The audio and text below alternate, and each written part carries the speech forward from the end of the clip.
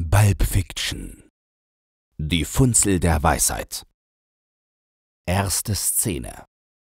Das Speisezimmer eines Pflegeheims. Pumpkin und Honey Bunny sitzen speisend an einem der Tische. Weißt du was, Honey Bunny? Ich mach die Scheiße nicht mehr mit.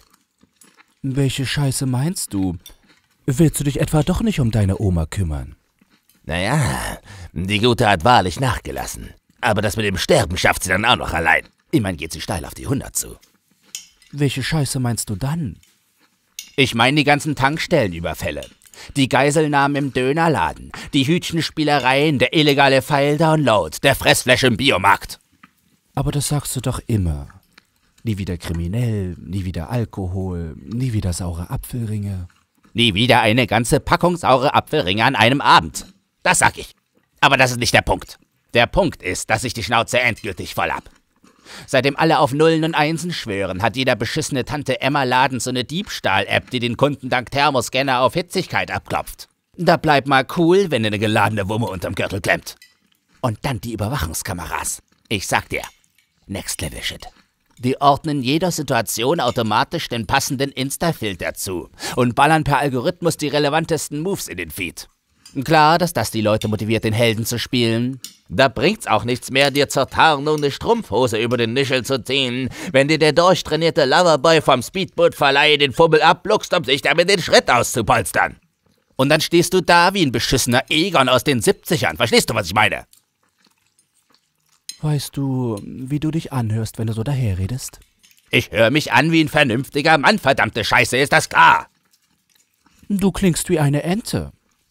Quack, quack, quack, quack, quack, quack, quack. Tja, ich verspreche dir, du wirst das nie wieder hören müssen. Denn da ich es nie wieder tun werde, wirst du mich auch nie wieder rumquaken hören müssen. Aber erst ab morgen früh. Korrekt. Heute Nacht wird noch gequakt. Honey Bunny lächelt. Im Hintergrund lässt ein Rentner seinen Löffel in die Suppe fallen und versucht, ihn mit dem Mund wieder rauszufischen. Aber du verstehst doch, warum mich die ganze Scheiße abfuckt. Du kennst mich doch, wie leicht ich überreagieren kann. Ich bin eine verfickte Zeitbombe. Und das will ich nicht, verstehst du? Denn du weißt, was passiert, wenn ich überreagiere. Du lässt die Fernbedienung in der Sofaritze verschwinden, damit ich meine Lieblingssendung verpasse? Ja, das auch, aber das meine ich nicht. Du brichst im Coworking Space meines Ex-Freundes ein, um ihm ein Furzkissen auf den Stuhl zu legen? Das war eine Ausnahme. Und auch nur, weil er dein verdammtes Profilbild geliked hat. Außerdem hat das gar nichts gebracht, weil der Hipster im Stehen seine Mandalas malt. Aber auch das meine ich nicht. Komm schon. Eine Chance gebe ich dir noch. Was passiert, wenn ich überreagiere? Du bringst vielleicht wen um. Ich bring vielleicht wen um. Ganz genau, Honey Bunny. Und das wollen wir doch nicht, oder? Das wollen wir nicht. Weil wir verschissen gute Menschen sind. Honey Bunny legt ihren Kopf auf den Tisch und schmachtet Pumpkin an. Weil wir verschissen gute Menschen sind. So sieht's mal aus, Honey Bunny. Der Rentner hat inzwischen den Löffelstiel im Mund und stochert mit dem anderen Ende in der Suppe herum. Aber was willst du dann machen, wenn wir keine Leute mehr ausnehmen? Willst du arbeiten gehen? Ich werd verdammt nochmal nicht arbeiten gehen. Und weißt du auch, warum ich nicht arbeiten gehen werde? Weil du deinen Roman fertig schreiben willst. Weil ich meinen Roman fertig schreiben will. Und weil ich damit fucking nochmal reich werde. Weil wir damit fucking nochmal reich werden, Honey Bunny. Das klingt toll. Ich bin mir sicher, das mit der Grammatik bekommst du schon in den Griff. Und die Erzählstruktur. Hast du schon mal was von einer vernünftigen Erzählstruktur gehört? So Prolog, Höhepunkt, Schluss und so weiter. Alles in der richtigen Reihenfolge. Wenn unser Gespräch eine vernünftige Erzählstruktur hätte, dann würdest du mir vorhalten, ich wäre mehr damit beschäftigt, meinen Followern Erfolg vorzugaukeln, als auch nur einen beschissenen Finger für meinen Roman zu krümmen. Aber was tust du in Wirklichkeit? Du legst den Kopf auf den Tisch und schaust verliebt zu mir rauf. Und weißt du, was am Ende des Tages zählt, Honey Bunny? Dass ich verliebt zu dir raufschaue? Dass du verliebt zu mir raufschaust. Aber ich meine das ernst. Was willst du bis dahin machen, bis dein Roman fertig ist?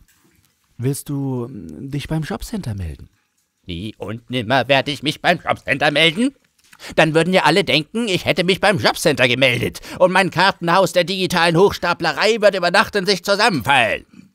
Aber was dann? Dem Rentner fällt der Löffel herunter, worauf er auf allen Vieren nach jenem fahndet.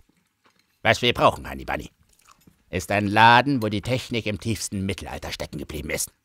Wo keiner weiß, wie man eine App installiert, geschweige denn übers Display wischt, ohne sich sämtliche Finger zu brechen.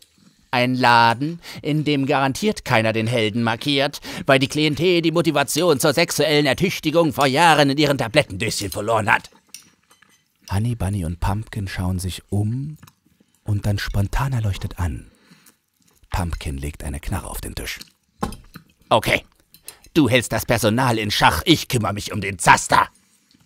Nichts lieber als das. Ich liebe dich, Pumpkin. Ich liebe dich, Honey Bunny. Keine Panik, das ist ein Überfall. Wenn sich auch nur einer von euch stinkenden Schwänzen rührt, verspreche ich euch, ich werde ihm die Eier einzeln abschießen.